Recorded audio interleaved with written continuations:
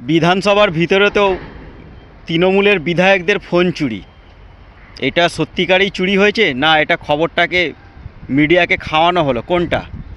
আর যদি সত্যিকারই চুরি হয়ে থাকে তাহলে এদের চুরির লেভেলটা কতটা টপ র্যাঙ্কে পৌঁছে না গেলে এই রকমভাবে বিধানসভার ভিতর থেকে ফোন চুরি হয়।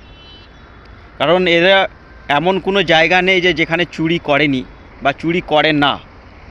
গরিব মানুষের রেশন থেকে আরম্ভ করে পায়খানা পর্যন্ত সমস্ত জিনিস, কোনো জিনিসটাই ছাড় দেয় না। অতএব এটা অস্বাভাবিক কিছুই নয়। কারণ এখন কেন্দ্র সরকার অনেক চুরির রাস্তাগুলো তো বন্ধ করে দিয়েছে, হাত টান অনেক কিছুই চলছে, হতেও পারে, না হওয়ার কিছু নেই। তবে আমাদের পশ্চিমবঙ্গের জনগণকে উদ্দেশ্য করে বলছি, জনগণদের উদ্দেশ্য করে বলছি, আপনারা একটু আপনাদের ঘরের ঢুকবার আগে যে চপ্পলটা খুলে ঢোকেন না, সেটা একটু সাবধানে রাখবেন, নাহলে এরা সুযোগ পেলে সেই চপ্পলটাও পর্যন্ত চুরি করে নেবে। এরা এখন এতটাই নিচে নেমে গেছে এই তোলামূল দলটা।